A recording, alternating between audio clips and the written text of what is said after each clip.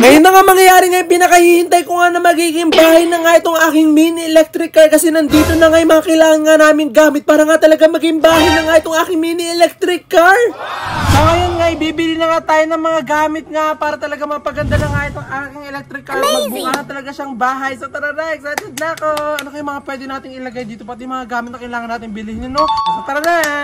Kaya naman dali-dali na nga ako umalis nga sa bahay nga para nga mamili nga ng mga kailangan ko nga na gamit nga talaga para maging mukhang bahay na nga itong aking electric car kasi sobrang dami na nga naghihintay nito. At pagpunta ko nga dito nga sa pamilihan nga, dito nga muna ako agad pumunta sa mga bilihan nga ng mga bulaklak at halaman kasi ito nga yung gusto kong maging design nga doon sa magiging bahay ko nga sa aking electric car. Wala pa nga akong ka-idea nga kung paano ngayon gagawin ko nga design nga sa aking electric car nga gamit nga itong mga halaman nga na pinagbibili ko kaya talagang bumibili na nga lang ako dito ng kung ano-ano. Bumili nga ako nitong isang rolyo nga ng napakahabang fake grass nga na to kasi gusto ko nga ito ngayon maging itsura nga ng lapag nga ng electric car ko kasi ngayon lapag ko nga doon talagang plywood lang. Pagkatapos ko ang bumili nga doon bumili na nga rin ako ng mga ilaw pati na mga kailangan nga dito para nga talaga mas maging magandang at mugmukhang bahay nga yung electric car ko. At maya nga rin na nabili ko na nga rin lahat nga ng kailangan ko kaya naman agad-agad na nga ako umuwi nga sa bahay nga para maumpisa na nga namin to ni Mang Ray. At kung titignan nyo nga talagang onti nga lang yung binili ko nga mga gamit nga kasi meron na nga kaming nabili nga nung nakaraan si Mamay meron na nga rin nabiling mga kortina. Kumbaga ito nga mga pinagbibili ko nga na to ito na nga lang yung mga kulang nga namin at kailangan pa nga dito sa aking electric car. Marami nga ako mga pinagbibiling ilaw nga sa online kaso hindi pa nga dumadating kaya ito muna ang pansamantalang binili ko nga na ilaw ang ikakabit ko dito sa aking electric car. At nung nakabit ko na nga itong ilaw nga na to talaga sobrang nga ako natuwa kasi talaga unti-unti na nga talaga nagmumukhang bahay nga itong ginagawa kong bahay na electric car. At habang wala pa nga si Mang Ray talagang kinakabit ko nga lang dito yung mga kaya ko nga ikabit kasi meron nga ako mga pinagbibili nga dito na si Mang Ray nga lang ang merong alam na ikabit yun. At talaga sobrang ako natutuwa nga dito nga sa ginagawa ko nga bahay nga itong electric car ko kasi talagang inaabangan nga ng maraming tao at kada nag-upload nga ako ng video ko kahit hindi naman related doon talagang tinatanong nila kung kailan daw yung part 3. Kaya naman ito na nga po yung part 3 at makikita nyo na nga kung paano nga talaga maging bahay nga itong aking electric car dati. At maya nga rin dumating na nga rin si Mang Ray nga kaya naman agad-agad ko na nga kinuha nga itong fake grass nga na binili ko para nga mabuksan ko na nga siya at si Mang Ray naman inumpisahan niya na nga pagsusukat dito ulit sa loob ng electric car ko. Kung makikita nyo nga kasi talagang plywood nga lang yung saigot hindi naman siya maganda nga kung titignan kaya talagang lalatagan ko nga talaga siya nitong fake grass para nga talagang maganda. Kaya naman agad-agad na nga sinukat nga ni Mang Ray at hinati niya na nga itong fake grass nga na binili ko para talagang masakto niya dun sa loob ng electric car ko. Hindi ko nga alam kung maganda nga yung kakalabasan nga neto pero nung nilagay na nga ni Mang Ray ngayong kalahati talaga sobrang ako nagulat kasi maganda nga talaga. At sa mga punto nga nito talaga si Mang Ray na nga ang busy nga sa pag-ayos nga dito kasi hindi ko na nga alam nga kung paano nga magkabit-kabit nga neto kaya ito nga lang muna na itutulong ko. At maya nga rin ito na nga nung nilagay ko na nga itong isa pang kalahati nga nitong fake grass nga para nga mag-isahig ko talaga sobrang ako nagandahan kasi tignan nyo para ako nasa playground ng mall. After nga naming matapalan nga yung sahig binali ko na nga rin ulit nga itong aking lamesa nga dito at ito nga naging itsura niya. At meron na nga rin ako dito mga ilan nga na parcel nga na dumating na kaya naman binuksan ko na nga rin to para makita ko na nga at malaman ko nga kung saan nga maganda ilagay ito. Ilaw nga talaga pinaka-priority ko nga na dapat nga talagang bilhin nga dito nga sa aking ginagawang bahay nga na electric car kasi para nga talaga maliwanag sa loob. At medyo nababuringan nga ako dito nga sa nilagay ko nga na ilaw nga na to kaya talagang binalutan ko nga na siya nitong mga bulaklak para nga talaga mapaganda nga siya na sobra. At talaga naman maganda nga yung kinalabasan niya at talaga mas lalo nga gumanda yung ilaw ko. At maya nga rin kinuha ko na nga rin itong binili nga ni Mama nga na kortina para nga dito nga sa ginagawa ko at tawa pa nga ako ng tawa kasi parang nga kortina nga sa kusina.